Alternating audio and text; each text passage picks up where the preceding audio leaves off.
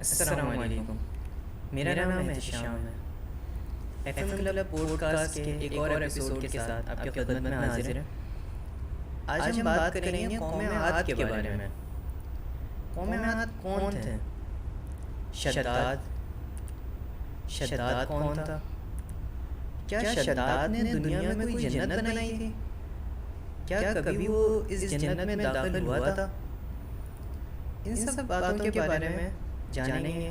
ہمارے ساتھ موجود ہے اسلامی کے اسکالر مفتی فرقان مدنی۔ حضرت کیسے ہیں آپ؟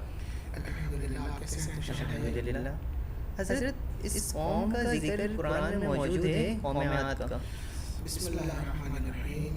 احتشام بھائی، یہ جو قوم عاد کا آپ نے ذکر کیا، ہم جو قرآن مجید کا مطالعہ کرتے ہیں تو سورہ فجر کے اندر اللہ رب العزت نے ارشاد فرمایا الم تر کیف فعل ربک بعاد، کہ آپ نے نہ دیکھا کہ آپ کے رب نے قوم عاد کے ساتھ کیا معاملہ کیا۔ ارم ذات العماد، یہ جو لوگ تھے یہ بڑے ہی توانا اور طاقتور تھے، طویل القامت تھے۔ پھر ایک اور چیز ان کے قرآن میں بیان کی گئی اللاتی لم یخلق مثلها فی البلاد، کہ یہ جو قوم عاد تھی ان کی مثل شہر دنیا کے اندر موجود نہیں تھا۔ کس اعتبار سے حضرت صاحب؟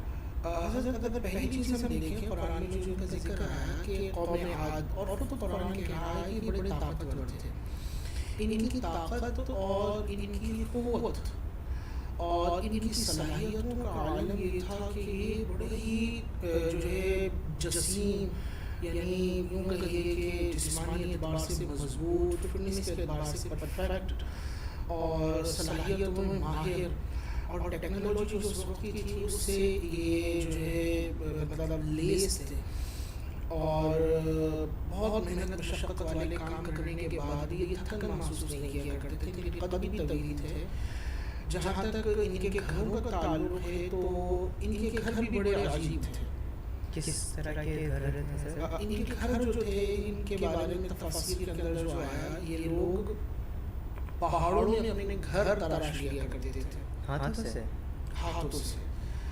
آج ہم اگر آپ دیکھیے کہ دیوار میں ڈرل سوراخ کرنا ہوتا ہے تو ڈرل مشین کا سہارا لینا پڑتا ہے۔ صرف بعض اوقات تو ڈرل مشین بھی ٹوٹ جاتا ہے۔ ہاں، ڈرل مشین کے آگے جو لگا ہوتا ہے وہ ڈرل کرنے والا وہ ٹوٹ جاتا ہے، اور پھر لکڑی کے لیے الگ ہے، دیوار کے لیے الگ ہے، اور پھر اگر کنکریٹ ہو تو اس کے لیے پھر LLD مشین آتی ہے نا بڑی۔ تو آپ دیکھیے تھوڑا سا یہ کنکریٹ اور اس طرح کی چیزیں اس کے لیے اتنی محنت کرنا پڑ رہی ہے ایک ہول کے لیے۔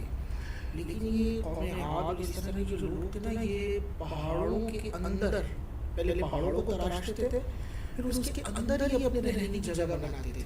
سر جس طرح وہ چڑیا وغیرہ اپنے لیے گھونسلہ بناتے ہیں درختوں کے اوپر، اسی طرح یہ پہاڑوں میں اپنے گھر بناتے تھے۔ ہاں، یہ جو آپ نے مثال دی نا کہ چڑیا جس طرح گھونسلہ بنا لیتی ہے درخت پر یا کسی جگہ پر، اللہ نے اس کو اس چیز کی تعلیم کی ہوتی ہے کہ کس موسم میں اس نے گھر بنانا ہے، پھر وہ گھر چھوڑ کے چلی جاتی ہے۔ اور اسی طرح مختلف پرندے ہیں، ان کو جو صلاحیت دی گئی تھی وہ صلاحیت تھی جسمانی اعتبار سے طاقت، اور پھر گھروں کو بنانے کی صلاحیت، یعنی یوں کہیے کہ آرکیٹیکٹ کے اعتبار سے اور آرکیٹیکچر ہونے کے اعتبار سے یہ بے مثال لوگ تھے۔ آج بھی کچھ نہ کچھ آثار ان کے اس بنائے ہوئے کام کے موجود ہیں، جس کو دیکھنے کے بعد انسان حیران ہو جاتا ہے کہ یہ کسی انسان کے بس اور بغیر مشینری کے ممکن کیسے ہے۔ جی حضرت، یہ اس جو آپ نے ذکر کیا اس گھر کا، اس کی فوٹیج ابھی موجود ہے انٹرنیٹ پہ، اگر کوئی چاہے تو دیکھ سکتے ہیں اس کو۔ تو ان لوگوں نے جو گھر بنایا تھا ایسا لگتا ہے کہ وہ بالکل کسی مہارت یافتہ انسان نے بنایا ہو، کٹنگ اس کی اس طرح سے ہوتی ہے۔ تو حضرت کیسے بنایا ہو؟ یہ دیکھیے اس کی جہاں تک کٹنگ کی بات ہے، آج اگر ہم کوئی مطلب ایک چھوٹی بھی کچھ مختصر یارڈ پہ بھی کچھ کنسٹرکشن کرنا چاہتے ہیں تو پہلے اس کا نقشہ بنایا جاتا ہے۔ یہاں جو ہے لاؤنج ہوگا، یہاں بیڈ روم ہوگا، یہاں جو ہے ڈائننگ ایریا ہوگا وغیرہ وغیرہ۔ آج سے سینکڑوں سال پہلے ان کے پاس یہ صلاحیت موجود تھی، اور وہ اتنے ماہر تھے اس کے اندر کہ وہ گرمیوں کے لیے اپنا الگ پورشن رکھتے تھے اور سردیوں کے لیے الگ پورشن رکھتے تھے۔ تو حضرت یہ جو لوگ تھے کیا ان کے جیسے آرکیٹیکٹ آج بھی موجود ہیں؟ کیا ان جیسے گھر آج موجود ہیں؟ دیکھیے اس جیسے گھر کی اگر بات کریں تو آج تو ٹیکنالوجی بہت آپ کو پتہ ہے کہ آگے جا چکی ہے، لیکن اس کے باوجود جتنے بھی انجینئرز ہیں وہ ان کی اس صلاحیت کے آگے ہاتھ بڑھا کے کھڑے ہوئے ہیں کہ وہ تمام صلاحیتوں سے لیس ہونے کے باوجود بھی، مہارتوں سے لیس ہونے کے باوجود بھی اس طرح کی مہارت اور کاریگری حاصل نہیں کر سکتے. یہی وجہ ہے کہ یہ چیزیں جو ہے نا دنیا میں عجائبات اور نمونوں کے طور پر پہچانی جاتی ہیں. تو حضرت کیا اس قوم میں کوئی ان کا بیٹا بھی تھا جس نے کوئی اس سے اچھے گھر بنانے کی کوشش کی جیسے جنت؟ جی بالکل. قوم عاد جو ہے یہ عاد دراصل نام ہے ایک شخص کا نا، اسی سے پھر قوم عاد ہے. عاد کے مختلف بیٹے تھے، ان بیٹوں میں ایک بیٹا تھا جس کا نام تھا شداد. یہ شداد جو تھا اس کے بارے میں آتا ہے کہ یہ حاکم جب بنا، بادشاہ بنا، تو یہ طاقت کے اعتبار سے تو بہت زیادہ تھا ہی، صلاحیتیں بھی تھیں اس کے پاس، تو لڑنے کی صلاحیت بھی اس کے پاس تھی، اور جنگی حکمت عملی بھی اس کی اسٹریٹجی جو ہے بڑی پاورفل تھی. تو یہ لڑتا چلا گیا اور اس نے اکثر دنیا پر، یہ دنیا کے بہت بڑے حصے پر اس وقت کی جو دنیا تھی یا مختصر وہاں پہ آبادیاں تھیں اس کے اوپر اس نے اپنا ہولڈ قائم کر لیا تھا. تو شداد جو ہے اکثر لوگ شداد کے ماتحت تھے، اور ان کا بادشاہ اور ان کا کنگ وہ شداد تھا. تو حضرت شداد کے بارے میں نے کہیں پڑھا تھا کہ اس نے مختلف بادشاہوں کو بھی اپنے طرف کر لیا تھا. بالکل وہ طاقت کی وجہ سے کیا یا انہیں اپنے طرف قائل کر لیا؟ نہیں، یہ قائل تو کوئی بھی نہیں ہوتا، کوئی بادشاہ کے دوسرے بادشاہ کی بات تو نہیں مانتا ماں سوائے تلوار کے اور طاقت کے. تو اس نے طاقت کے زور پر، فوجی قوت کے زور پر ان بادشاہوں کو ان کو سرنڈر کرنے میں مجبور کر دیا تھا، اور پھر وہ اس کی رعایا بن کر، اور یوں کہیے کہ ان کی جو ریاست تھی وہ اس کی کالونی حیثیت اختیار کر لی تھی، اور اس طرح دنیا میں مطلق العنان حاکم تھا. لیکن یہ ضرور ہے کہ اس وقت کے جو انبیاء کرام تھے یا اس دور کے اندر جو دینی دعوت تھی وہ اس کو اس بات کی طرف متنبع کرتے تھے کہ شداد نے مرنا ضرور ہے. اور شداد اس کے بعد حساب کتاب کا معاملہ ہے، زندگی کے بعد نیکوں کے لیے جنت ہے اور بروں کے لیے دوزخ ہے. لیکن احتشام شداد جو تھا نا، دیکھیے طاقت جب آتی ہے نا انسان کے پاس، یہ انسان کے دماغ میں اگر سما جائے تو پھر وہ غلط فیصلے کرتا ہے. اور اگر طاقت ہو انسان کے پاس اور ساتھ میں اچھوں کا ساتھ بھی ہو تو وہ اچھے فیصلے کرتا ہے. تو حضرت اگر یہ پہاڑوں میں اپنا گھر بناتے تھے تو اس کے ذہن میں کیسے آیا؟ اس نے کیسے سوچا کہ جنت بنا ہے دنیا میں؟ ہاں، یہ جنت کا اس کا کانسیپٹ ہے، اس کو میں نے اس کو ڈرایا گیا کہ بھائی آپ نیک جو لوگ ہیں ان کے لیے جنت ہے، اور بروں کے لیے جہنم میں تو برے کام نہ کرو، لوگوں پہ ظلم نہ کرو، لوگوں کا مال نہ ہتھیا، رعایا کے حقوق سلب نہ کرو. اس نے کہا تو مرنے کے بعد آپ ڈرا رہے ہو نا کہ دوزخ ہوگی اور اچھوں کے لیے جنت ہوگی. دیکھو میں برے کام کرتا ہوں اور برے کام کرنے کے بعد دنیا میں ہی جو تم جنت بیان کرتے ہو اسی جنت بنا دیتا ہوں. تو اس نے یہ سوچ انبیاء کرام سے لی ہے. ہاں، اس نے اللہ کے نیک بندوں کے مقابلے میں آ کر کہا کہ آپ جس جنت کے بارے میں مجھے کہتے ہو نا، اور اس نے سن رکھا تھا جنت کے محلات ایسے ہوں گے، وہاں نہریں جاری ہوں گی اور وہاں طرح طرح کے باغات ہوں گے. تو جو اس کے ذہن میں وہ کانسیپٹ تھا اور اس نے سن رکھا تھا، اس نے اس وقت روایت میں آتا ہے کہ 100 افراد، ایک میں 1000 افراد کا بھی ذکر ہے، تو بہرحال 100 ماہرین افراد کو جمع کیا، ایک ٹیم بنائی 100 افراد کی، اور ہر ایک فرد کے ماتحت اس نے 1000 افراد کا ایک گروپ تیار کیا. یعنی اتنی بڑی اس نے لیبر تیار کی، صرف اس لیے کہ یہ کہتا تھا کہ میں برے کام کر رہا ہوں. بعد کی جنت تو الگ بات ہے، میں دنیا کے اندر ہی تمہیں دکھا دیتا ہوں کہ دیکھو میں برے کام کر کے جنت میں رہتا ہوں اور جنت اختیار کروں گا اور جنت کے اندر میں مزے کروں گا. تو حضرت وہ جنت کیسی تھی اس کی؟ حضرت آپ اندازہ لگائیں نا کہ 100 افراد، 100 ماہرین کو اس نے ہائر کیا، اور ہر ماہر کے اس نے انڈر کتنے افراد دیے؟ 1000 افراد. 1000. تو اس کو اگر ملٹیپلائی کریں 100 کو 1000 سے تقریباً 1 لاکھ کے قریب اس نے گروہ بنا لیا. ہاں، یہ اس کی لیبر تھی. اور پھر یہ لوگ جو ہے اس نے چونکہ سن رکھا تھا جنت میں سونے چاندی اس کے محلات ہوں گے، زبرجد یاقوت ہوگا، دودھ کی نہریں ہوں گی، تو اس نے اس بات کا حکم دیا کہ جہاں تک اس کی سلطنت ہے وہاں سے سونا جمع کیا جائے، چاندی جمع کیا جائے، اسی طرح آبدار موتی جمع کیے جائے، زعفران یہ خوشبو کے لیے استعمال ہوتی ہے اس کو جمع کیا جائے، مشک کو جمع کیا جائے، یعنی جتنی بھی اس طرح کی چیزیں اس نے رکھی تھیں، یاقوت، زبرجد، ہیرے جواہرات کو جمع کیا جائے، پہلے اس کا اسٹاک ہوا ایک جگہ پر، اس میں کئی مال لگے، اس کی کانوں کو خاص اس کام کے لیے خاص کر دیا گیا، پھر ایک مخصوص علاقہ اس کے لیے مختص کیا گیا، اور اس نے اس کی باؤنڈری وال بنائی. ابھی اندر کچھ نہیں بنا، باؤنڈری وال جو بنائی ہے اس نے، احتشام بھائی اس وال کے بارے میں آتا ہے کہ اس کی ایک اینٹ، اس کا جو ایک بلاک تھا وہ سونے کا اور ایک بلاک اس کے ساتھ چاندی کا رکھا. اس نے دیواروں پر اتنا خرچہ کیا؟ صرف یہ دیوار اس کی جو وال تھی اس کو اس نے ایسا بنایا، اور اس کا پھر حسن کہا جاتا ہے ایسا تھا کہ جب وہ بن گئی اور وہ کہیے کہ گیٹڈ علاقہ ہو گیا، جس طرح ہماری گیٹڈ جو ہے بنائے جاتے ہیں رہائشی پروجیکٹس، تو اسی طرح جب وہ قائم ہو گئی اور اس پہ گیٹ لگے بدر کام شروع ہوگا، تو جب سورج اس کے اوپر پڑتا تو وہ سونے کا گولڈن کلر اور پھر چاندی کا سلور کلر، وائٹ کلر، اور سورج کی شعاعیں اس کے اوپر پڑتی اور وہ منعکس ہو کر باہر نکلتی، تو ایک عجیب منظر ہوتا. ہم جیسے آج کل کرسٹل وغیرہ دیکھ رہے ہوتے ہیں نا، آرٹیفیشیل کرسٹل جس میں الگ الگ رنگ میں دکھائی دیتے ہیں، وہ دھوپ کی روشنی میں ہے. جی جی جی. دیکھیے ہمارے یہاں کی جو میں نے ایک نقشہ بیان کیا کہ اس کی دیواروں کا حال یہ تھا کہ اس میں سونی چاندی کی اینٹیں تھیں. ہمارے یہاں لوگ بہت اگر مالدار ہو جاتے ہیں نا تو شام میں وہ کوشش کرتے ہیں کہ اپنا گیٹ، یعنی جو ان کا مین گیٹ ہے، اس کو وہ کسی مطلب میٹل میں نہ بنوائیں، اس کو سونے کا بنوائیں. اب یہ انتہا درجے کی جو ہے نا یہ لگژری ہے کہ جب انسان جس دروازے سے جا رہا ہے وہ دروازہ کس کا ہے؟ سونے کا، وہ گولڈ کا ہے. لیکن باہر بہت عارضی سا ہوتا ہے، تو پوری زندگی لگا کر اور اتنا کچھ کر کے پھر انسان اس کو بعض اوقات کوئی حاصل کر پاتا ہے، لیکن بعض اوقات تو لوگ نمبر پلیٹ، نیم پلیٹ لگا دیتے ہیں. ہاں وہ گولڈ پلیٹ نمبر پلیٹ وہ لگا دیتے ہیں، نیم پلیٹ، چلو اس کو دیکھ کے تھوڑا مزہ آتا ہے. اس سے پوری دیوار بنا دی، وہ بہت بڑا ایریا تھا.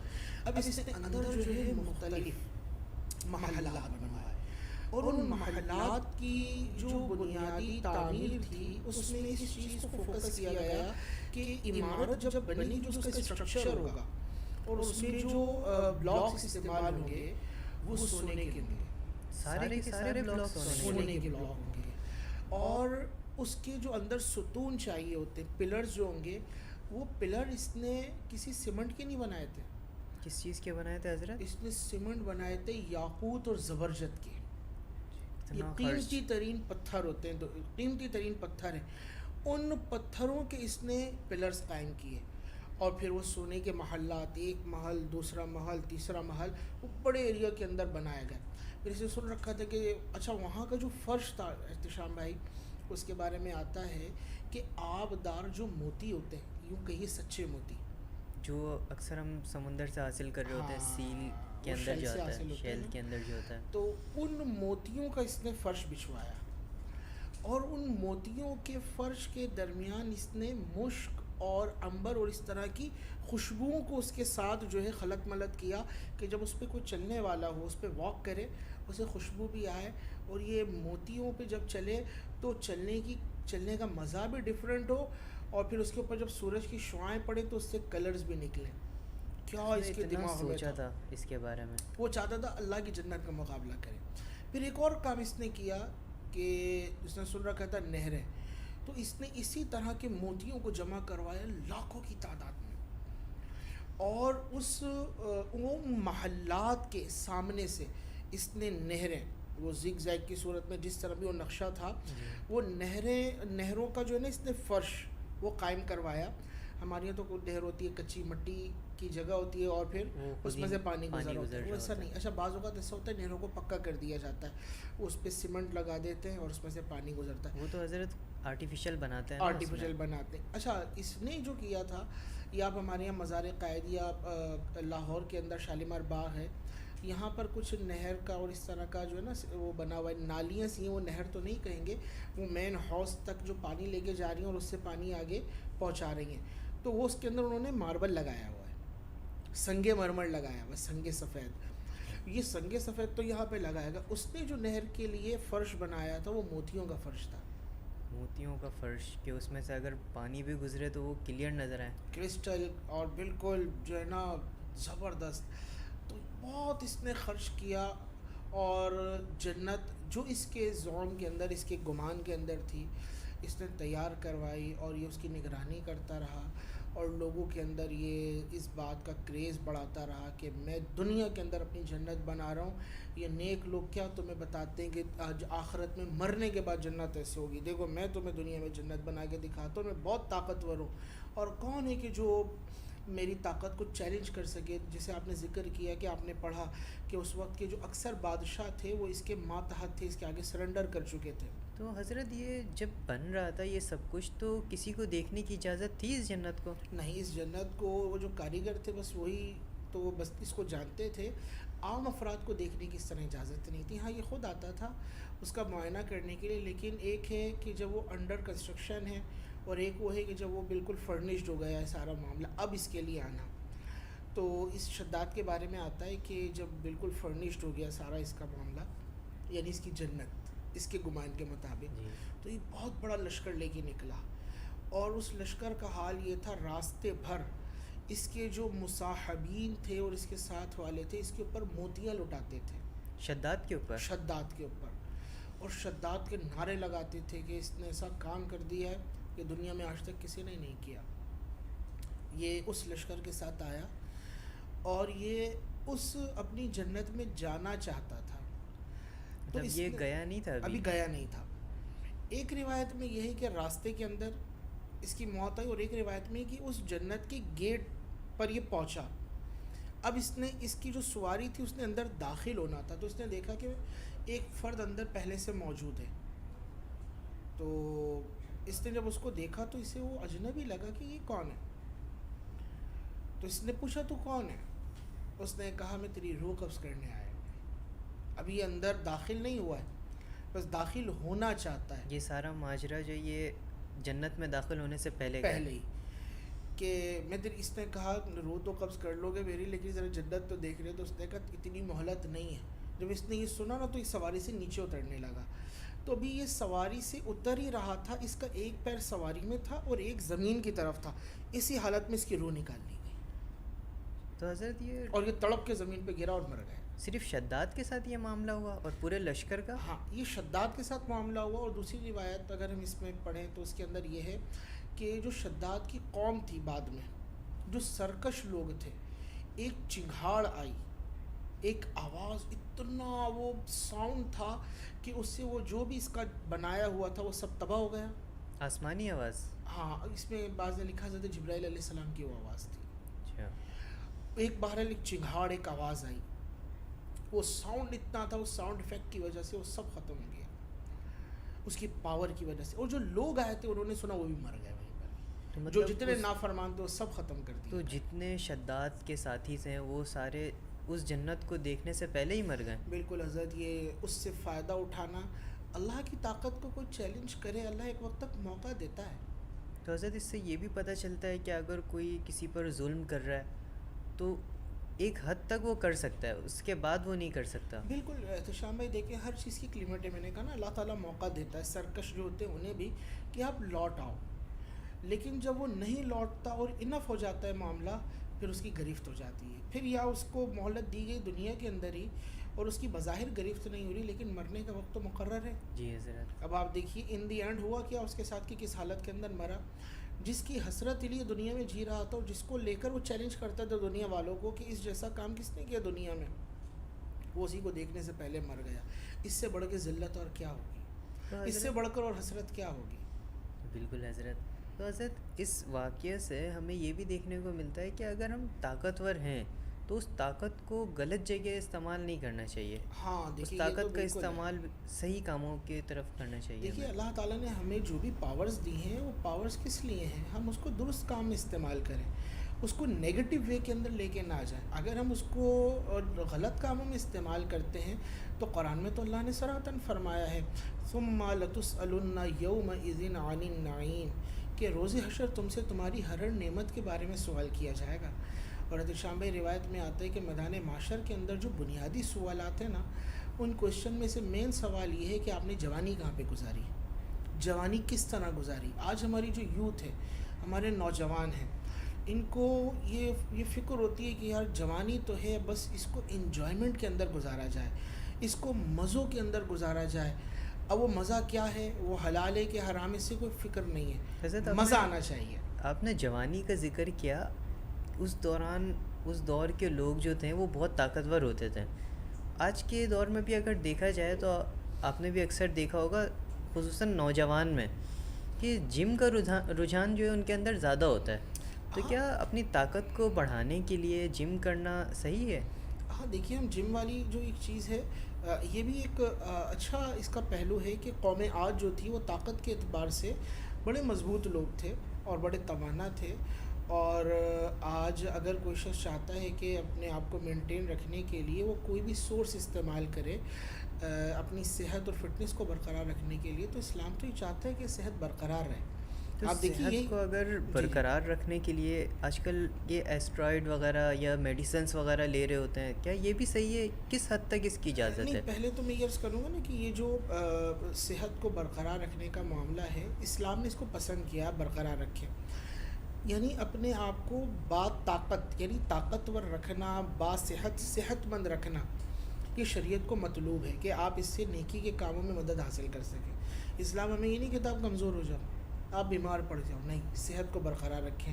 یہی وجہ آپ دیکھیں ہمارے نبی صلی اللہ علیہ وسلم نے ہمیں کھانے کا طریقہ بتایا کہ آپ جب کھائیں تو ایک حصہ آپ کا کھانے کا ہو, ایک پانی کا ہو, اور ایک حصہ آپ نے خالی رکھنا ہے تاکہ آپ کی صحت برقرار رہے. ہماری جو ایک نوجوانوں میں رجحان ہے نا, وہ کھانا اور سو جانا, بہت زیادہ مسئلہ ہے. کھانا سو جانا, ایک تو کھانے کا ٹائم سیٹ نہیں ہوتا. جی حضرت, راتوں کو دیر سے کھانا. اچھا, کھانے کے بعد پھر سونا. اس سے ہوتا ہے کیا, جب ہم رات کو نیند لیتے نا, ہماری جو باڈی ہے, یہ ہماری باڈی ڈیٹاکس کر رہی ہوتی ہے. ہمارے جسم کے اندر جتنے بھی فالتو اور اضافی جتنے بھی مطلب معاملات چل رہے ہوتے ہیں, جب ہم رات کو سوتے ہیں تو ہماری باڈی نے اس سے جتنی بھی چیزیں ہیں, اس ٹاکسن جتنے بھی اندر پل رہے ہیں نا, اس کو ختم کرنا ہے, اور پوری باڈی کی اور ہالنگ ہو رہی ہوتی ہے.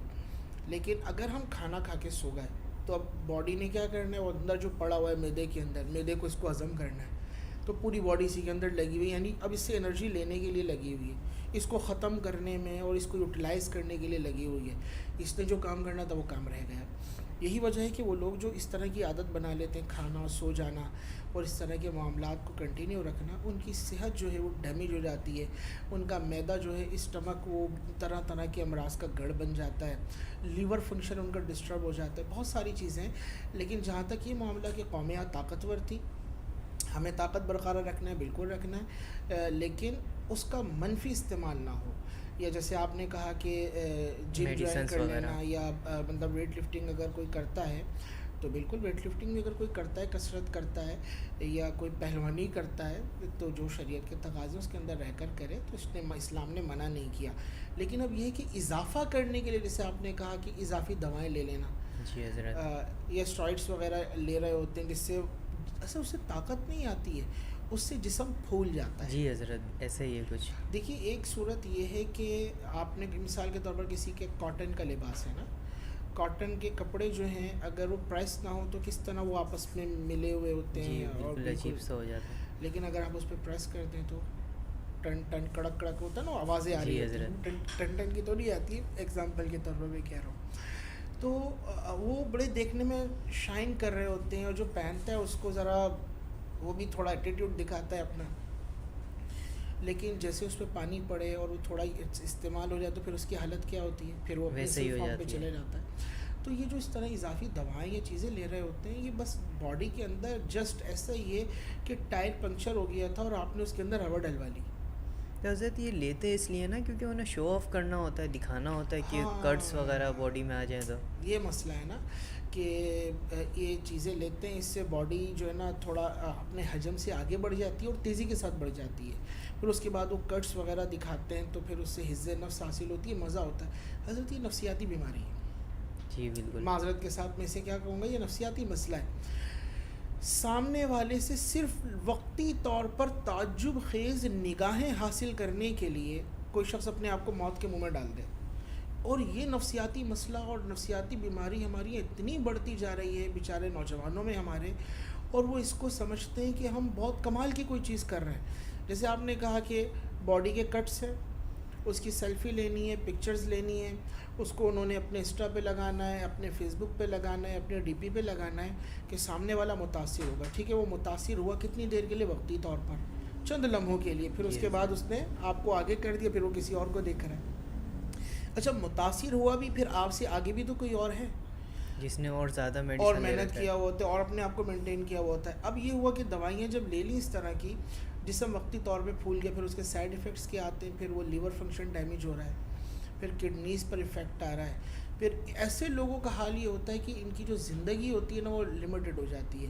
یعنی عام طور پر اگر ایوریج لائف 50 سال چل رہی ہے تو یہ بیچارے 45-40 کے اندر ہی مختلف بیماریوں کا گڑھ بن کر دنیا سے چلے جاتے ہیں. اور ایسی بیماری ہوتی ہے پھر اس کا علاج بھی نہیں ہو پاتا کیونکہ سب اپنے ہاتھوں سے کیا دھرا ہوتا ہے. تو بہرحال طاقت حاصل کریں لیکن منفی وے کے اندر نہ لے کے جائیں. رہ گیا جہاں تک شو آف کرنے کا تعلق ہے تو قوم عاد نے بھی دیکھیں شو آف تو کیا نا, وہ جنت کے طور پر یا کسی اور طور پہ, لیکن پھر اس کی ہلاکت خیزی ان کو کیسے برداشت کرنا پڑے گی. تو حضرت یہ جو ہمیشہ یہ زیادہ تر آپ نے دیکھا ہوگا کہ اس طرح کے کام میں ایسے افراد ہوتے ہیں, ایسے نوجوان ہوتے ہیں جو کوئی کام وغیرہ نہیں کرتے ہیں, جو اسٹوڈنٹس ہوتے ہیں ہمارے یہاں, یا ایسے افراد ہوتے ہیں جنہوں نے کام ابھی شروع کیا ہے, مطلب اپنے ارلی اسٹیجز میں ہوتے ہیں لائف کے. تو ان کے پاس ایک تو پیسے نہیں ہوتے اور یہ میڈیسنز جو ہیں یہ کافی مہنگے آتے ہیں, تو اس کو لینے کے لیے بھی یہ بہت سارے مختلف ذرائع کا استعمال کر رہے ہوتے ہیں. کچھ تو گھر سے پیسے لے لیتے ہیں, کچھ اس کے لیے دوسرے کاموں میں لگ جاتے ہیں جو غلط کام ہے. ہاں بالکل, آپ نے یہ بہت چیز کو انڈیکیٹ کیا کہ باڈی تھوڑی سی تو بن گئی, اب اس کو مزید جو ہے انہوں نے پروموٹ کرنا ہے یا اس کو مزید آگے لے کے جانا ہے, یا مختلف ان کے شوز ہو رہے ہوتے ہیں وہاں پر انہوں نے میڈل حاصل کرنا ہے یا اور اپنے رینک کو بڑھانا ہے. تو آپ نے جیسے ذکر کیا کہ ان ادویات کی اس طرح کی چیزوں کو لینے کے لیے گھر سے پیسے یا پاکٹ منی سے یا سیلری سے نکال لی, اور اگر یہ بجٹ موجود نہیں ہے یہاں پر یا اس طرح کی سہولت موجود نہیں ہے تو پھر غلط معاملات میں پڑ جاتے ہیں. تو بالکل جو غلط معاملات کے اندر پڑ رہا ہے تو اس سے صحت کا اور زیادہ نقصان ہے. جی حضرت, ویٹ لفٹنگ کا تو مین اصول ہی یہی ہے کہ وہ بہت ساری چیزوں کو بریک کروا دیتے ہیں, اور پھر وہ کہتے ہیں کہ آپ بالخصوص جو ہے استعمال کریں ایسی چیزوں کو کہ جو آپ کی باڈی کے اندر جو ہے نا مطلب یوں کہیں کہ اضافی کیلوریز جو ہے پیدا کر رہی ہوں تیزی کے ساتھ, یا آپ کی باڈی کے اندر کیلوریز جمع ہوتے چلے جائیں اور پھر اس سے آپ کا ویٹ بڑھے, پھر وہ آپ کے کٹس کی صورت میں, محنت کرنے کی صورت میں آئے, اور پھر اس سے خوبصورتی پیدا ہو جائے. تو حضرت ایک چیز ہم نے دیکھا اس واقعے سے کہ شداد نے ایک جنت بنائی اور اس کو دیکھے بغیر ہی مر گیا. تو ہمارے یہاں عام زمانے میں ایسا ہوتا ہے نا کہ اگر کوئی جاب کر رہا ہے یا کوئی ایسا کاروبار کر رہا ہے, وہ اپنی پوری زندگی لگا دیتا ہے ایک محل کو بنانے میں یا کسی گھر کو بنانے میں جو اسے بتایا گیا ہے یا جو اس نے خود سوچا ہے, مگر جب وہ بن جاتا ہے یا تو اسے دیکھنے کے لیے وہ نہیں ہوتا اس دنیا میں, یا تو پھر وہ ایسا ہو جاتا ہے, بیماریوں میں مبتلا ہو جاتا ہے کہ وہ اس لائف کو انجوائے نہیں کر پاتا. اللہ اکبر, اللہ اکبر. بالکل حضرت, آپ نے میں کہوں کہ بہت زبردست توجہ دلائی اس طرف کہ انسان اپنے خوابوں کا محل بنانے کے لیے اپنی پوری زندگی لگا دیتا ہے. جی حضرت, کہ فلانی سوسائٹی کے اندر ہو میرا گھر, اتنا بڑا ہو, ایسی لوکیشن پر ہو, اور پھر اس میں یہ سہولیات ہوں, سب کچھ کر لیا نا, ان دی اینڈ مل بھی گیا. اچھا, اسلام ہمیں لگژری لائف سے منع نہیں کرتا, پہلے تو میں یہ عرض کرتا ہوں, آپ کتنی لگژری لائف کر لیں اسلام منع نہیں کرتا. مثال کے طور پر ابھی آپ ٹی شرٹ پہنے ہوئے ہیں, اب یہ مثال کے طور پر اگر کسی برانڈ کی آتی ہے اور اس کی قیمت 1,00,000 روپے, اسلام منع نہیں کرتا, اگر اللہ نے آپ کو توفیق دی ہے تو آپ پہنیں. کس نیت سے حضرت؟ اللہ تعالیٰ نے نعمت دی, اس نعمت کا اظہار کر رہے ہیں آپ. اور لیکن اس کو پہننے کے بعد خدا کو نہیں بھولنا، یہ کمال ہے. 10 لاکھ کی پہنے آپ لیکن خدا کو نہ بھولنا ہے. تو اسلام نے اجازت دی. اور اگر کوئی ایسا ہے کہ کوئی 10 لاکھ کی نہیں 10 روپے کی پہنتے اور خدا کو بھول جاتا ہے تو وہ بھی اس کے لیے وبال ہے. اصل ہے ہر حالت کے اندر اللہ کی یاد. جو اسلام ہمیں چیز سکھاتا ہے اس دنیا کا ختم ہو جانا، اس کو پیش نظر رکھنا اور اپنے آخرت کے معاملات کے لیے تیاری کرنا، کیونکہ دنیا تو دارالعمل ہے. ہم یہاں پہ محنت کرنے کے لیے آئے ہیں، عمل کرنے کے لیے آئے ہیں. ہم نے اصل تو وہاں پہ فائدے اور اصل تو ہم نے زندگی وہاں پہ حاصل کرنی ہے. جی حضرت ایسے ہی ہے.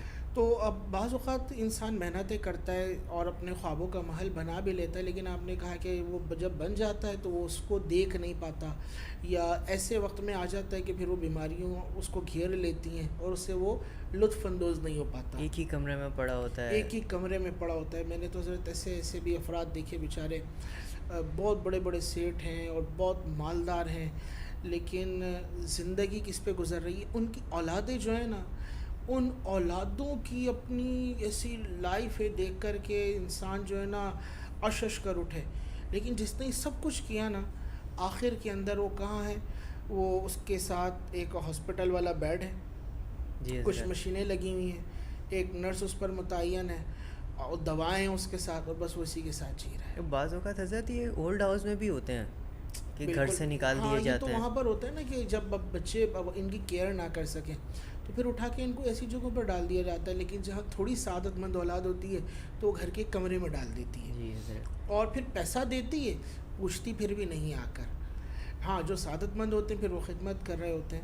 تو ٹھیک ہے، بہت اچھا کچھ انسان بنائے، لیکن ساتھ میں یہ ضرور ہے کہ اولاد کی تربیت پہ توجہ کرے کہ اگر وہ کسی ایسے سٹیج کے اندر ہو یا جب دنیا سے چلا جائے تو اولاد انہی چیزوں میں گم نہ ہو جائے، بلکہ وہ بھی آخرت کی طرف مائل رہے. اور جس نے یہ سب کچھ بنایا ہے، ہوتا کیا حضرت، بنانے والے دنیا سے چلے گئے، اولاد لڑائی ہوتی ہے. ایسا ہی ہوتا ہے حضرت. اور آج کل تو بہت زیادہ ہو رہا ہے. اور پھر بھائی کا چہرہ دیکھنے کے روادار نہیں ہو پاتا.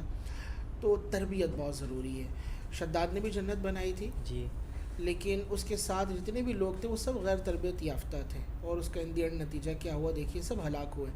تو انسان اگر دنیا کے اندر اچھی چیزوں کو حاصل کر رہا ہے تو تربیت اور دینی علم ضرور حاصل کریں. بلکہ میں یہاں پہ عرض کروں گا، ہمارے یہاں جو دین ہے نا، اس کو کہا جاتا ہے یار یہ اس کی بات کرتے ہو تو آپ بیکورڈ لگتے ہو.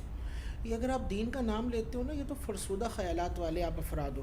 آج آپ دیکھیے، ابھی حال ہی میں برطانیہ کے اندر جو بادشاہ ہے اس کی تاج پوشی ہوئی، اور تاج پوشی جب ہوئی، اس تاج پوشی کی رسم کے اندر کئی کروڑ روپے خرچ ہوئے، صرف اس رسم کے اندر. اس رسم میں. اچھا، وہ رسم کے اندر پھر ان دی اینڈ پتہ کیا ہوا تھا شام بھائی؟ اس نے بائبل پر ہاتھ رکھ کر قسم کھائی اپنی رعایا کے ساتھ اچھائی اور اچھا سلوک کرنے کے لیے، اور جو دیگر اغراض و مقاصد اور ان کے جو لکھا ہوتا ہے ان چیزوں کے بارے میں اس نے کس پہ ہاتھ رکھ کے قسم کھائی؟ بائبل پر. یعنی وہ جو تاج برطانیہ کا مالک ہو رہا ہے اور بادشاہ بن رہا ہے، کنگ بن رہا ہے وہ، اور سب لوگوں نے اس کے ساتھ وفا کرنی ہے، اس کے پیش نظر بھی کیا ہے؟ بائبل مذہبی کتاب، آسمانی کتاب ہے. اب اس کے اندر تعریف ہو گئی، الگ معاملہ ہے، لیکن وہ دیکھیے اپنے مذہب سے اٹیچ ہے نا. جی حضرت بالکل. اس لیول پہ بھی جا کے مذہب سے وہ منسلک ہے. اور ہمارے یہاں کیا ہوتا ہے، کوئی سائیکل سے موٹر سائیکل پر آ جائے، بعض اوقات، سب نہیں، لیکن سائیکل سے موٹر سائیکل پر آئے نا تو اسے لگتا ہے کہ یار اسلام بس ایسے ہی ایویں ہی ہے، دینی باتیں تو بس ایسے ہی ہیں. اور پھر اگر ایسا ہو کہ وہ فارچونر کے اندر گھومنا شروع کر دے، پراڈو میں گھومنا شروع کر دے، اور تربیت نہ ہو، تو پھر اس کو یہ لگتا ہے یار دین وین تو سب ایسی بیکار سی باتیں ہیں، جو کچھ ہے بس وہ دنیا ہی ہے. یہیں پر آپ انجوائے کر لو، دبئی چلے جاؤ، اور جگہ چلے جاؤ، اس کنٹری میں چلے جاؤ، میں نام نہیں لیتا، لوگ جانتے ہیں، اس کنٹری میں جاؤ اور وہاں پہ جا کے مزے کرو. آپ کون پوچھنے والا ہے، کون دیکھنے والا ہے؟ یہی آپ کے لیے اب دنیا میں بنی بنائی جنت ہے، معاذ اللہ ثم معاذ اللہ. اور پھر آخرت میں، آخر میں آپ نے یہ کہا نا کہ وہ ہاسپٹل کا ایک بیڈ ہوتا ہے، یا گھر میں ہی ہاسپٹل کھل چکا ہوتا ہے اس کے لیے، اور پھر وہ اسی اپنے خوابوں کے محل میں ہوتا ہے. اور آگے جو حقیقی قبر ہے اس کے بارے میں اس کے پلے میں کچھ نہیں ہوتا، اور نہ اس وقت اس کے پاس اس طرح محنت کرنے کے لیے طاقت بچی ہوتی ہے. تو حضرت آپ نے دیکھا ہوگا کہ لوگ اس کام کے لیے، جیسے آپ نے ذکر کیا مختلف کنٹریوں کا، دبئی، یا آپ نے گاڑیوں کا ذکر کیا فارچونر، آج کل یہ لینا آسان تو نہیں ہے. بہت کم لوگ ایسے ہیں جو جائز طریقے سے اس تک پہنچ سکتے ہیں. اور بہت بڑا طبقہ ہمارے یہاں ایسا بھی ہے جو 2 نمبر کام یا حرام کام کر کے وہاں تک پہنچ رہا ہے. تو اس طرح کے کام کر کے ایسے محل بنانا یا اس طرح کی گاڑیاں لینا، کیا یہ صحیح ہے؟ دیکھیے، اگر جائز طریقے سے کوئی کچھ لینا چاہتا ہے اور اپنے گھر میں دنیا جہان کی وہ چاہتا ہے کہ اچھائیاں آ جائیں اور آخرت کی یاد اس کی باقی رہتی ہے، منع نہیں ہے. ٹھیک ہے، گاڑی کتنی مہنگی رکھنا چاہتا ہے کوئی ممانعت نہیں ہے، حلال ذریعے سے ہو. لیکن آپ کا جو سوال ہے کہ گاڑی تو لے لی بہت اچھی، لیکن 2 نمبر طریقے سے. گھر تو بہت اچھا بنا لیا لیکن حرام مال سے. اس گھر کے باہر لکھ بھی دیتے ہیں نا کہ یہ اللہ کا فضل ہے، اس کے بارے میں حاضر من فضلی ربی، جی معاذ حضرت اللہ ایسے ہی ثم کچھ. معاذ اللہ. یعنی حرام پیسوں سے جائیداد بنائی، گھر بنایا، ڈیکوریٹ کیا اور باہر تختی کیا لگائی، حاذا من فضل ربی. گھر کے ڈرائنگ روم کو بہت زبردست ڈیکوریٹ کیا حرام مال سے، اور پھر کیا لکھا، ماشاء اللہ لا حول ولا قوت الا باللہ. اللہ تعالیٰ سمجھ عطا فرمائے. حضرت یہ سب دنیا میں رہ جائے گا نا. حلال سے شریعت منع نہیں کرتی، آپ جتنا جمع کرنا چاہیں آخرت کی یاد کے ساتھ، لیکن حرام تو 1 پیسہ ہی کیوں نہ ہونا، 1 پیسہ جو ہم نے غلط طریقے سے ارن کیا، غلط طریقے سے حاصل کیا، رشوت کے طور پر، سود کے طور پر، غصب کے طور پر، فراڈ کے طور پر، ڈاکے کے طور پر، کرپشن کے طور پر کسی کا حق مار کر، یا کسی بھی 2 نمبر طریقے سے 1 پیسہ بھی لے لیا نا، 1 پیسے کے بدلے میں 700 نمازیں دینی پڑیں گی. 1 پیسے کے بدلے 700 نمازیں. 1 پیسہ. اب 1 پیسے کے بدلے 700 نمازیں جا رہی ہیں، اور جس نے نماز ہی نہ پڑھی ہو زندگی بھر، تو پھر کیا ہوگا؟ جس کا دبایا تھا اب اس کے گناہ جو ہے اس کے نامہ اعمال میں ڈال دے جائیں گے، کیونکہ اس کے پاس دینے کے لیے تو کچھ بھی نہیں، اس کا اکاؤنٹ تو صفر ہے نیکیوں کا. تو پھر ہوگا کیا کہ اس کے اکاؤنٹ میں جتنے گناہ تھے نا، وہ وہاں سے اٹھا کے ادھر ڈالے جائیں تو گے. حضرت 1 پیسے کا آپ نے بتایا، اور آج کل تو ہر جگہ جہاں پر آپ دیکھیں وہ آج کل ایک عام لفظ ہے لین دین. بغیر لین دین کے کچھ نہیں ہوتا. یہ ایک عام لین لفظ دین جو کے ہے. ساتھ ہی کچھ ہوگا، چائے جی پانی کا حضرت. خرچہ، مٹھائی، اس کے ساتھ ہی ہم آگے بڑھیں گے. سر یہ ہمارا نظام تباہ ہو گیا ہے نا. دیکھیں، ہم مسلمان تو ہیں لیکن ہمارے درمیان اسلام نہیں ہے، یعنی تعلیمات اسلام نہیں ہے، رائج نہیں ہے. آپ باہر ممالک میں دیکھیں گے، وہاں پر مسلمان یعنی اسٹیٹ اسلامی نہیں ہے، لیکن وہاں پر اسلامی قانون موجود ہیں کہ وہاں پہ عدل ہے، انصاف ہے، رعایت ہے، کرپشن فری معاشرہ ہے. ہمارا اسلام یہاں پہ اسلامی جمہوریہ نام تو ہے، لیکن آپ دیکھیے ہمارے یہاں حال کیا ہے. میں آپ کو حیرت ہوگی، مزارات جہاں نیک بندے موجود ہیں، اللہ تعالیٰ کی قبریں ان کی موجود ہیں، ان کی قبروں پہ جو مجاور کھڑے ہوئے ہوتے ہیں محکمہ اوقاف کی طرف سے، جو مزار کی طرف سے ہوتا ہے. ہاں، مزار پر دیکھ بھال کے لیے کھڑے ہوتے ہیں. یا یوں کہیے کہ محکمہ اوقاف نہیں تو پھر وہ ذیلی طور پر کچھ آ جاتے ہیں، اور پھر وہ تربیت یافتہ نہیں ہوتے. حضرت وہاں کھڑے ہو کر وہ لوگ رشوت لے رہے ہوتے ہیں. وہاں کھڑے ہو کر حضرت کس چیز کی رشوت؟ یہ بڑی عجیب بات ہے نا، کیسے رشوت لے رہے ہوتے ہیں. مثال کے طور پر میں آپ کو ایک ٹرک بتاتا ہوں. آپ کسی مثال کے طور پر ملتان چلے جائیں، بہاؤالدین زکریا صاحب رحمۃ اللہ علیہ کے مزار پر. وہاں جو مجاور کھڑا ہوا ہے وہ دیکھے گا یہ بندہ کیسا ہے. ایک آ رہا ہے بیچارہ عجیب لباس میں، تو وہ اس کو جانے دے گا. کوئی آیا تھوڑا سا اچھا لباس پہنا ہوا ہے تو وہ اس کو اٹھائے گا، مزار سے ایک چادر پہنا دے گا. اچھا حضرت.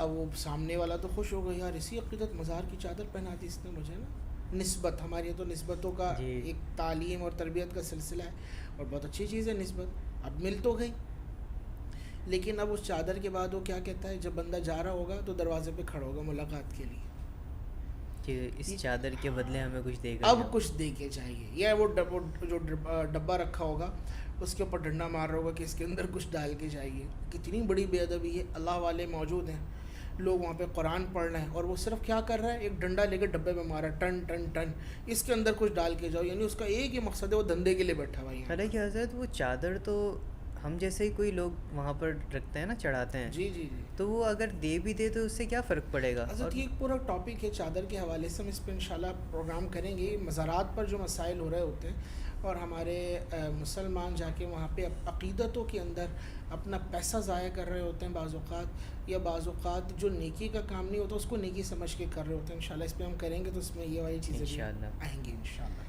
ٹھیک ہے حضرت. تو اسی ٹاپک پر واپس آتے ہیں. ہم کافی دور نکل گئے اس ٹاپک سے. کافی دور نہیں، تھوڑا سا دور نکلے تھے. جی حضرت، ایسے ہی ہے.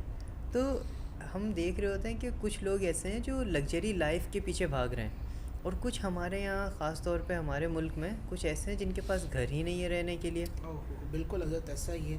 یہ تو ایسا المیہ ہے کہ کوئی تو وہ ہے کہ جو مخملی بستر پہ سو رہا ہے، اور کوئی وہ ہے کہ جس کو سونے کے لیے کھجور کی چٹائی بھی میسر نہیں ہے. بالکل ٹھیک فرمایا آپ نے. کوئی تو وہ ہے کہ جو اے سی روم میں سو رہا ہے، اور کوئی وہ ہے کہ جس کے سر پر پھٹی ہوئی چادر کا سائبان بھی موجود نہیں ہے.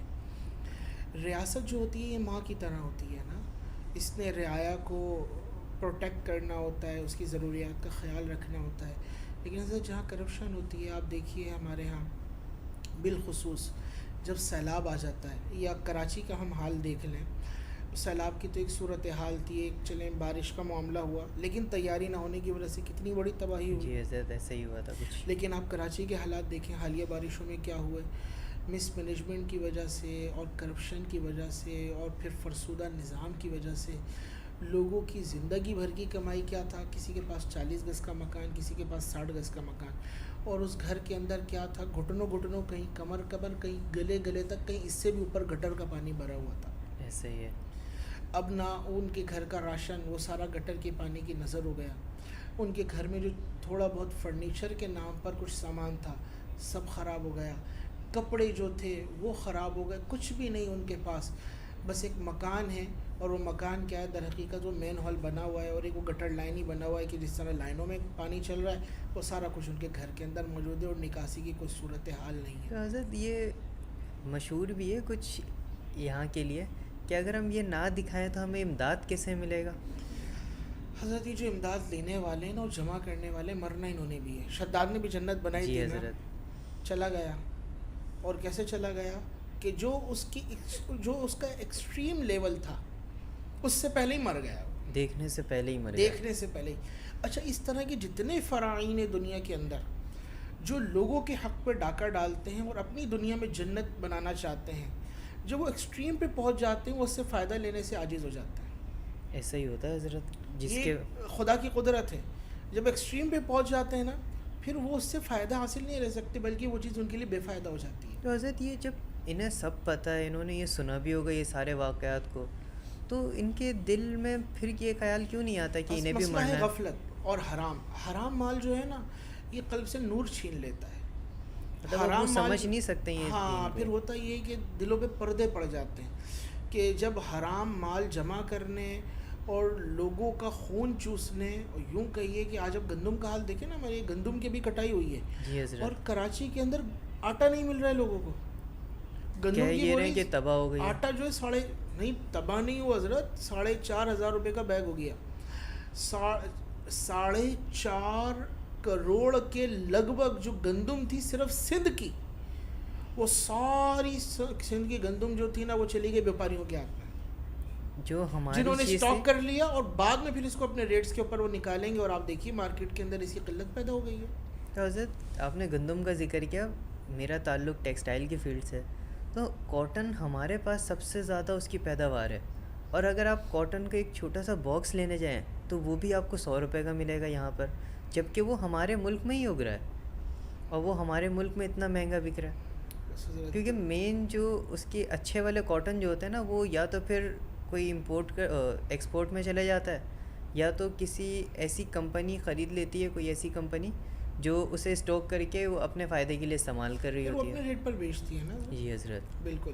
تو بہرحال ہم دیکھیں ہمارا اوپر سے لے کر نیچے تک جتنا بھی سسٹم ہے وہ تو دیمک زدہ ہو چکا، اور اس کا ہم کیا ماتم کریں اور کیا غم منائیں، یہ تو چل رہا ہے ایک سلسلہ.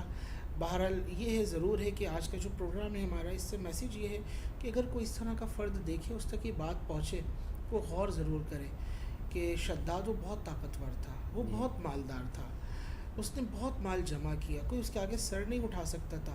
حتیٰ کہ بادشاہ جو تھے اس کے وہ آگے کچھ جو ہے نا وہ مطلب حیثیت نہیں رکھتے تھے، رعایا کی طرح تھا. رعایا کی طرح اس نے ان کو بنا لیا تھا.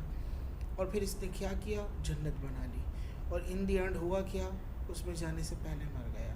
اس طرح کے جتنے لوگ ہیں حضرت، ان کو راتوں میں نیند نہیں آتی، یہ سلیپنگ پلز لے رہے ہوتے ہیں، ایک ایک نہیں کئی لے رہے ہوتے، پھر بھی نیند نہیں آتی. تو حضرت ان لوگوں کے لیے کیا آپ یہ بتائیں گے کہ دنیا سے کتنا دل لگانا چاہیے؟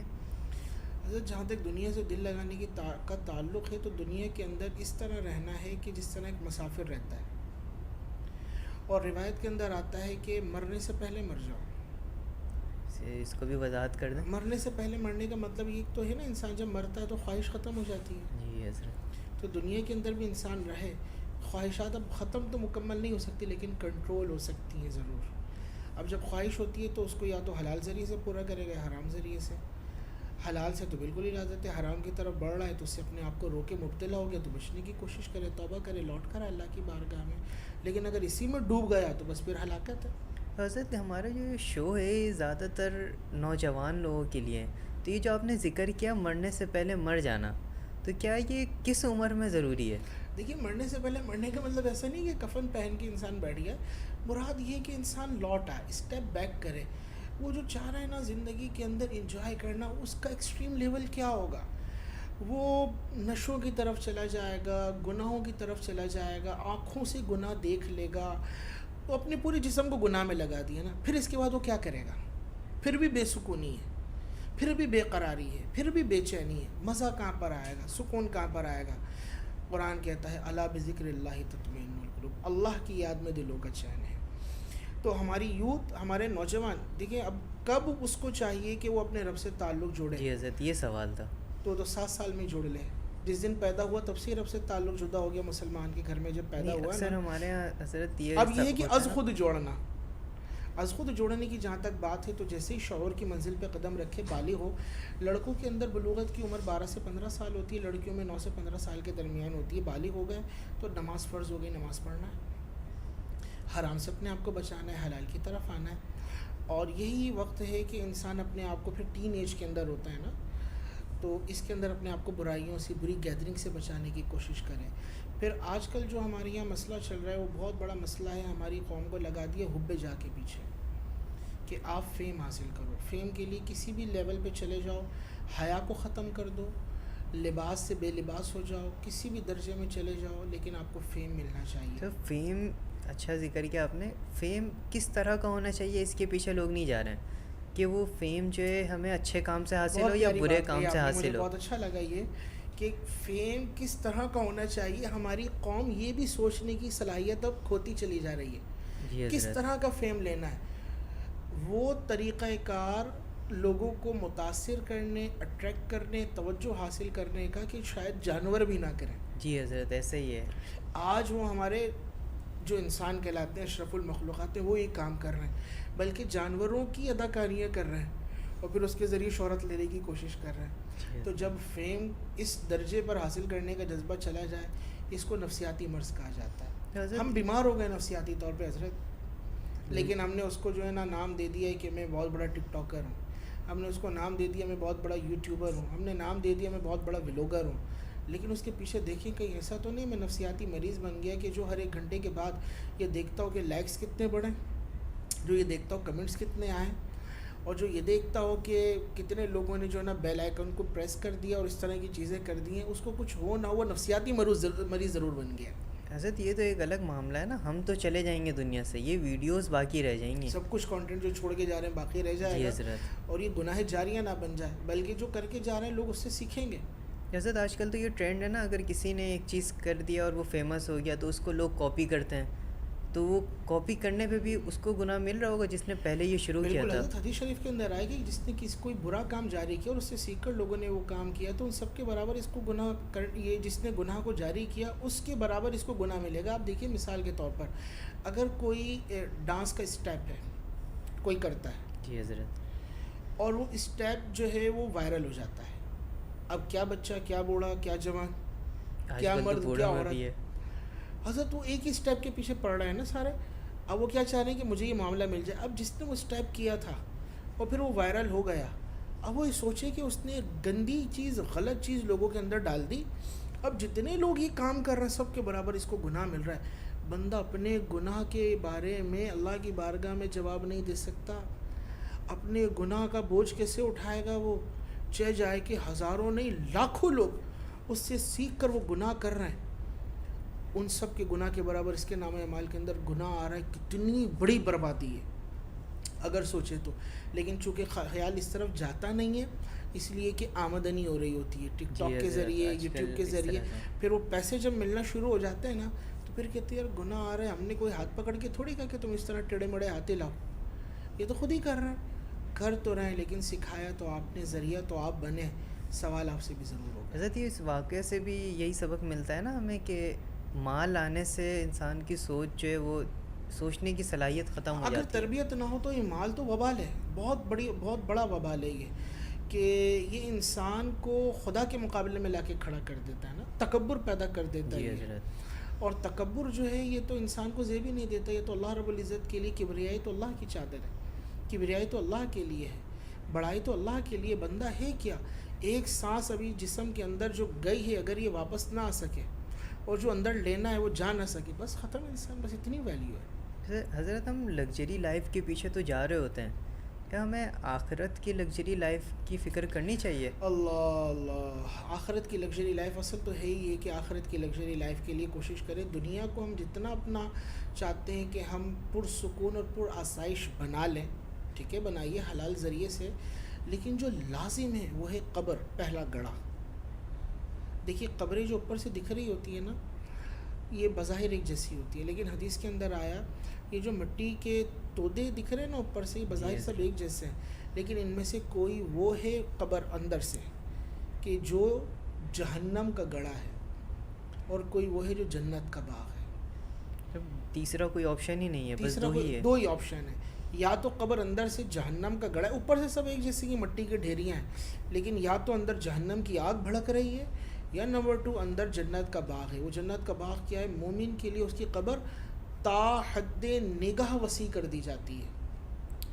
یعنی مومن کے لیے وہ بظاہر دکھ رہی ہوتی ہے چھوٹی سی قبر نا، لیکن جہاں تک پھر اس قبر کے اندر جب چلا جاتا ہے تو جہاں تک اس کی نگاہ جاتی ہے اس کے لیے جنت کے باغات ہوتے ہیں، جنت کی خوشبوئیں ہوتی ہیں. اور حدیث کے اندر تو آیا، فرشتے اس کو کہتے ہیں نم کنومت العروس، کہ تو سو جا، کہ جس طرح عروس سوتی، بے فکر ہو کے سو جا، اب تجھے جب قیامت آئے گی تبھی جگایا جائے گا. تو حضرت اس واقعہ کا کوئی خوبصورت پہلو بھی بیان کریں آپ؟ دیکھیے شداد کا جو واقعہ ہے تفاسیر کے اندر اس کو بیان کیا گیا نا. میں آخر میں یہ بھی عرض کر دوں کہ بعض نے اس واقعے کے بارے میں کہا کہ یہ حدیث میں ذکر نہیں ہوا، لیکن بہرحال تفاسیر کے اندر اس کو ذکر کیا، اور اکابر نے اس کو نقل بھی کیا، بعض نے اس سے احتیاط بھی کی ہے، بہت ساری چیزیں اس کے اندر ایڈ بھی کر دی گئیں. مطلب یہ اوتھینٹک ہے یا نہیں ہے؟ نہیں، واقعی کا جہاں تک ہے تو اس کو ذکر کیا گیا نا اکابر نے. جی حضرت. اور اس سے نصیحت لینے کے اعتبار سے اگر ہو تو بالکل اس اعتبار سے نصیحت لی جا سکتی ہے. اسرائیلی روایت کے اندر تو بہت کچھ ہے، لیکن تفاسیر کے اندر دیکھیں تو اس کو لمیٹڈ طور پر ضرور بیان کیا گیا ہے. اس کے حوالے سے جیسے یہ شداد ہو گیا، نمرود ہیں، حامان ہیں، قارون ہے، وغیرہ وغیرہ. اس سلسلے میں بالخصوص جو ایک روایت پیش کی جاتی ہے حضرت ابی قلابہ کی روایت ہے. ان کے بارے میں آتا ہے کہ یہ ایک مرتبہ ایک مقام پر گئے تو وہاں پر انہوں نے کچھ اس طرح کے محلات کا منظر دیکھا، اور وہاں سے انہوں نے کچھ جو موتی وغیرہ تھے انہیں اٹھا لیا. حضرت امیر معاویہ رضی اللہ عنہ کا عہد حکومت تھا. آپ کو پتہ چلا کہ کسی شخص نے کو اس طرح کا کچھ مال ملا ہے اور وہ عجیب بات کر رہا ہے. آپ نے انہیں بلا لیا اور بلا کر پوچھا یہ کیا معاملہ ہے؟ تو انہوں نے ذکر کر دیا کہ میں اپنے اونٹ وغیرہ چرا رہا تھا تو مجھے کچھ اس طرح کے محلات جو ہے سامنے نظر آئے، اور وہاں سے میں نے یہ دیکھی یہ ہیرے جواہرات یہ میرے پاس ہے. اب اس طرح واقعی دنیا میں کوئی جگہ اور محلات ہیں بھی یا نہیں؟ تو آپ نے اس وقت جو تھے ایک صحابی ان کو بلایا، اور انہوں نے وہ بنی اسرائیل کے عالم رہ چکے تھے پہلے نا، یعنی اسرائیلی روایت کے عالم تھے، اور پہلے وہ اسلام سے پہلے جو توریت اور زبور انجیل ان کے عالم تھے. وہ انہوں نے آ کر کہا کہ ہاں بالکل ایسا شہر جو ہے بالکل موجود ہے، اور اس شہر کو جو شخص دیکھے گا اس امت میں سے اس کا قد اتنا ہوگا، آنکھیں نیلی ہوں گی، اور اس کی ابرو کے اوپر تل ہوگا. تو حضرت یہ اسے پہلے سے پتہ تھا یہ بات؟ انہیں پہلے سے پتہ تھا، ان کی کتابوں میں لکھا ہوا تھا کہ یہ ایک شہر تھا، غائب ہو گیا ہے، وہ ختم ہو گیا، لیکن پھر بھی امت محمدیہ میں سے کسی کو دکھایا جائے گا تو وہ شخص ہوگا، اس کی علامتیں یہ ہیں. انہوں نے وہ علامت پڑھی ہوئی تھی. حضرت امیر معاویہ نے وہ شخص حضرت ابو قلابہ کو سامنے کر دیا تو انہوں نے دیکھا کہ ہاں بالکل وہی علامتیں، اتنا قد ہے، وہی نیلی آنکھیں ہیں، حتیٰ کہ ابرو کے اوپر وہ تل بھی ہے. کہاں یہ وہی شخص ہے جس کی ہم نے اپنی کتابوں کے اندر روایت پڑھی ہے کہ وہ شخص اس جگہ کو دیکھے گا. اگر یہ کہتا ہے تو بالکل درست کہتا ہے، ہاں اس نے وہ جگہ دیکھی لیکن وہ لوگوں کی نگاہوں سے اجھلے، اب اس کا دنیا میں کوئی وجود نہیں ہے۔ تو حضرت اللہ نے یہ انتظام کیا تھا کہ اس امت کو اس جنت کے بارے میں بھی پتہ چلے، اسی لیے اس صحابہ ان رسول صحابی کو اس جنت کو دکھایا گیا۔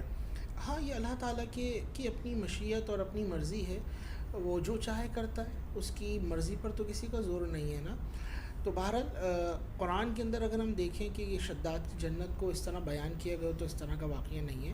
احادیث کے اندر اگر ہم دیکھیں تو کوئی اس کی تفصیل موجود نہیں ہے۔ ہاں یہ تفاسیر کے اندر اس کو نقل کیا گیا حضرت ابو قلابہ کے حوالے سے، اور یہاں یہ ضرور موجود ہے کہ قوم عاد ان کے گھر کیسے تھے، اور وہ ان کی جو تعمیرات تھی دنیا میں ایسی تعمیر نہیں ہوئی، اس کا ذکر ضرور موجود ہے سورہ فجر کے اندر کہ لم یخلق مثلها فی البلاد، کہ پھر دنیا کے اندر ان کے جیسے گھر جو ہے وہ نہیں تھے ان کے، یا نہیں پیدا کیے گئے، یا جو انہوں نے بنایا تو وہ بے مثال چیزیں تھیں، لیکن بہت کچھ مٹ گیا، کچھ آثار چھوڑ دیے گئے، لیکن وہ عبرت کے لیے ہے۔ تو حضرت اگر کوئی عبرت کے لیے اس جگہ پر جانا چاہے تو جا سکتا ہے کیا وہاں پر؟ دیکھیے وہ تو اب موجود ہی نہیں ہے نا، مخفی کر دیا گیا، وہاں تک تو نہیں پہنچ سکتے۔ ہاں یہ ضرور ہے کہ وادی عدن میں اور دیگر جگہوں پر قوم عاد اور اس طرح کی دیگر اقوام کے تراشیدہ محلات اور اس طرح کی جگہیں موجود ہیں، تو بالکل آج بھی لوگ جاتے ہیں وہاں پر، وہ جا کر وزٹ کرتے ہیں اور پھر عبرت بھی حاصل کرتے ہیں، حیرت بھی کرتے ہیں۔ جی حضرت، اس واقعے سے ہمیں بہت کچھ سیکھنے کو ملا۔ تو حضرت اور کچھ اس واقعے کے بارے میں اگر آپ بتانا چاہیں تو؟ میں آخر میں بس یہ عرض کروں گا احتشام بھائی کہ یہ اس طرح کے جو واقعات ہیں نا، قصص جو ہیں، یہ انسان کے اندر ترغیب پیدا کرتے ہیں، نیکی کے لیے بھی، برائی سے بچنے کے لیے بھی، اور آگے اپنے لائف اسٹائل کو سیٹ کرنے کے لیے، اور کس طرح کا اس کا طریقہ کار ہونا چاہیے، اس پر بھی اس کو موٹیویٹ کرتے ہیں کہ وہ اچھائی کی طرف آ جائے۔ اور یہ جو پروگرام ہے ایف ایم کلب، اس کا مقصد ہی یہی ہے کہ ہم اچھائی کے ساتھ جڑیں، برائیوں سے بچیں، اور سب سے بڑھ کر یہ ہے کہ ہم اپنے رب سے دوستی کی طرف آ جائیں، اپنے رب کے ساتھ اپنے تعلق کو مضبوط کریں، یہی ہمارے زندگی کی اصل ہے۔ اور ہم چاہیں جس بھی ایج آف گروپ سے تعلق رکھتے ہوں، یعنی کوئی بھی ہمارا درجہ ہو زندگی کا، ایج کا، اسلام سے پیار کریں، اسلام سے محبت کریں، اسلام کے ساتھ وفاداری کریں، عزت اسی کے اندر ہے، دنیا کی بھی اور آخرت کی بھی۔ اللہ تعالی ہم سب کا حامی و ناصر ہو۔ تو حضرت سے پھر ملیں گے۔